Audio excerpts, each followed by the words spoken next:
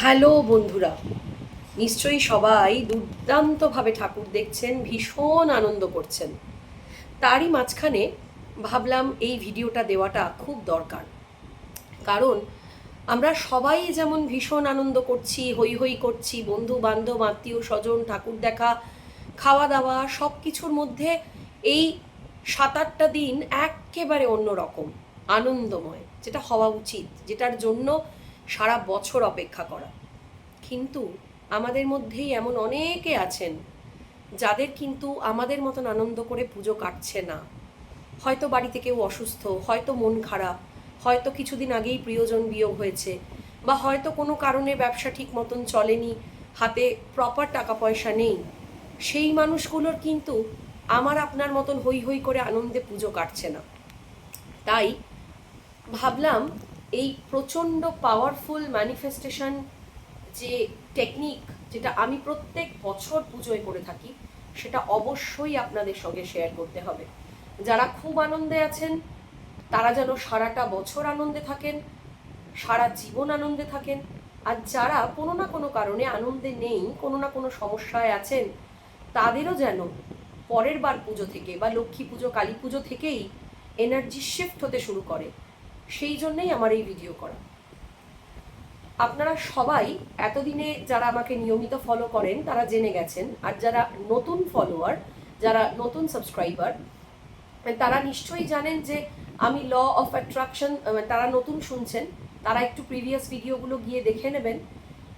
সেক্ষেত্রে আপনারা অনেকেই জানেন যে আমি মেজরিটি ক্ষেত্রে ল অফ অ্যাট্রাকশন আর ম্যানিফেস্টেশন নিয়েই কথা বলে থাকি।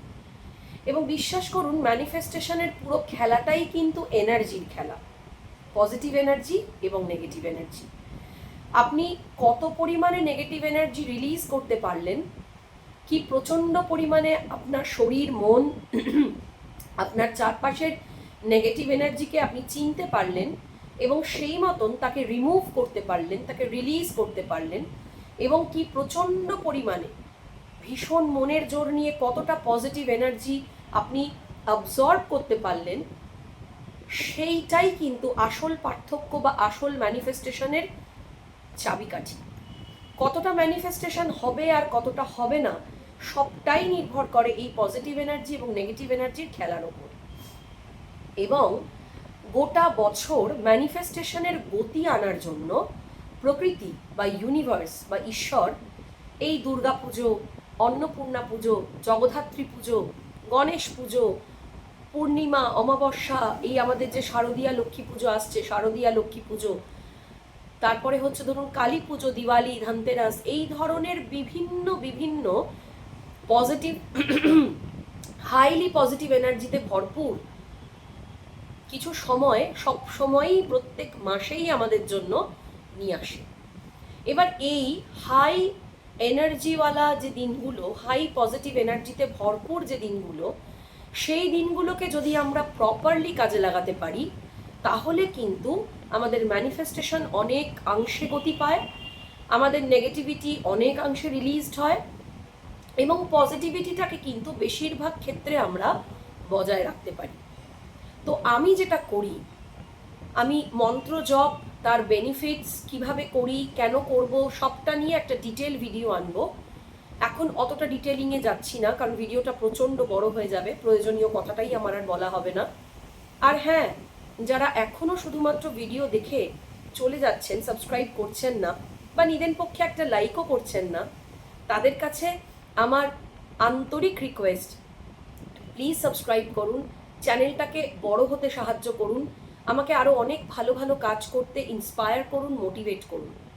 আমি যেন বেশি থেকে বেশি মানুষের কাছে পৌঁছতে পারি।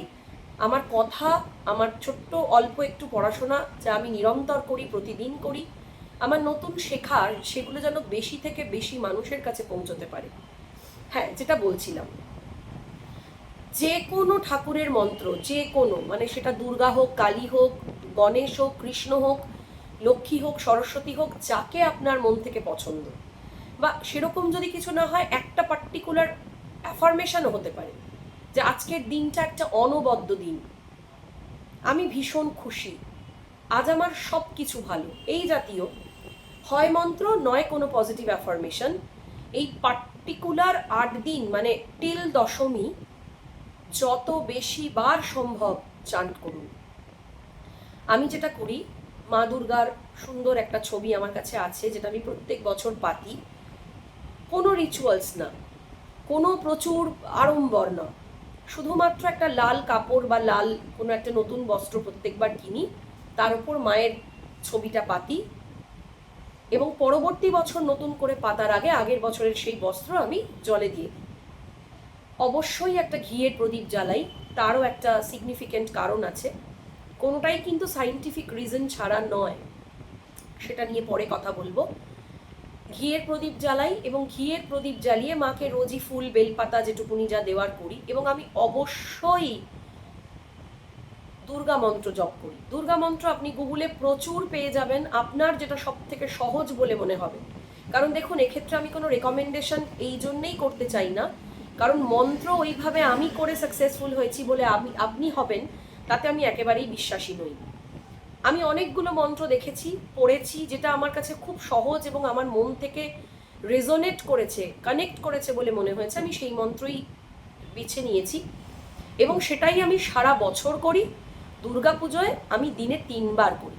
সকালে ঘুম থেকে উঠে ফ্রেশ হয়ে একবার, দুপুরে স্নান করে একবার, রাতে শুতে যাওয়ার আগে একবার। এবং তারও কিন্তু কোনো নির্দিষ্ট মাপ থাকে না যে 51 বার না 108 বার না 21 বার, না। আমি যেদিন যেমন পারি, আমার যেদিন যেমন মন থেকে আনন্দ করে আসে সেদিন আমি সেরকমই করি। কোনোদিন 21 বার, কখনো 51 বার, খুব এনার্জি আছে, খুব মন করছে আমি 108 বার বা তারও বেশি। কোনো মাপ করে করি না, কিন্তু করি, নিয়ম করে করি। তার একটাই কারণ, মন্ত্র এবং মন্ত্রের যে শব্দ সেগুলো তো বৈদিক মন্ত্র, এবং বৈদিক মন্ত্রের যে সাংঘাতিক পজিটিভ ভাইব্রেশন এবং ফ্রিকোয়েন্সি, তা কিন্তু ভেতরের নেগেটিভিটিকে ক্লিন করতে, অরাকে ক্লিন করতে, চারপাশের সমস্ত নেগেটিভিটিকে রিমুভ করতে, যে নেগেটিভ প্যাটার্ন তৈরি হয়ে গেছে, বারবার অসুস্থ হওয়া, বারবার টাকা পয়সা হারিয়ে ফেলা, বা প্রচুর টাকা আসছে টাকা থাকছে না, ঝগড়াঝাটি অশান্তি হওয়া, অল্পে রেগে যাওয়া, বিভিন্ন রকম যে আরও নানান রকম সমস্যা আছে, সেগুলোকে কিন্তু ভীষণ সহজে নিয়ন্ত্রণ করতে সাহায্য করে। ফলে আমি দেখেছি এই টানা হাই পজিটিভ ভাইব্রেশনওয়ালা যে দিনগুলো চলে, তখন যদি ডিসিপ্লিনভাবে আমি এই মন্ত্র জপ করতে পারি, মন্ত্র জপ না করতে পারি, যদি অ্যাফার্মেশনও করতে পারি, তাহলেও কিন্তু আমি অনেক বড় বড় শিফট চেঞ্জ দেখেছি। ফলে আমি দেখেছি পুজোর পরে অলওয়েজই কিছু না কিছু ভালো ম্যানিফেস্টেশন, হুট করে কোনো একটা ইচ্ছে ছিল পূরণ হতে, আমি বরাবরই দেখেছি আজ 6 থেকে 7 বছর।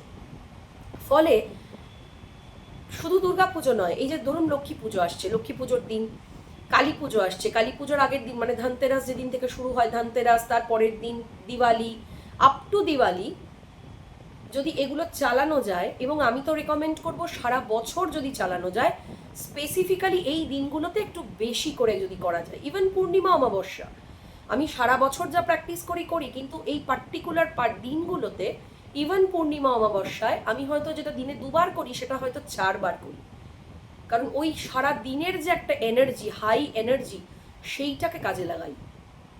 ফলে কিন্তু খুব সহজেই অনেক এনার্জি শিফট হয়, সহজেই আমি অনেক ছোট ছোট মাঝারি বড় অনেক রকম ম্যানিফেস্টেশনই করে থাকতে পারি। ফলে এই দিনগুলোকে প্লিজ নষ্ট করবেন না। এই ভিডিওগুলো যত বেশি সংখ্যক মানুষের কাছে পৌঁছে দিন, যারা ভালো আছেন, যারা ভালো নেই, সবার কাছেই পৌঁছক। এবং আমার এই ভিডিওটা পাওয়া মাত্রই একটু ফ্রেশ হয়ে সময় করে যে কোনো একটা দুর্গা নাম বা যে কোনো ঈশ্বরের নাম আপনার ইচ্ছে মতন জপ করতে শুরু করুন। এনার্জি চেঞ্জ হবেই, ম্যানিফেস্টেশন দ্রুতগামী হবেই। মন্ত্রের পাওয়ার সে সাংঘাতিক পাওয়ার। আমি ডিটেলড মন্ত্রের পাওয়ারের ভিডিও নিয়ে আসবো। ততক্ষণ পর্যন্ত খুব ভালো থাকুন, প্রচুর ঠাকুর দেখুন, হই হই করে আনন্দে কাটান, নিজেরা ভালো থাকুন, অন্যকে ভালো রাখুন, সবার পুজো ভীষণ ভালো কাটুন। দেখা হচ্ছে চটপট নতুন একটা সুন্দর ভিডিওতে।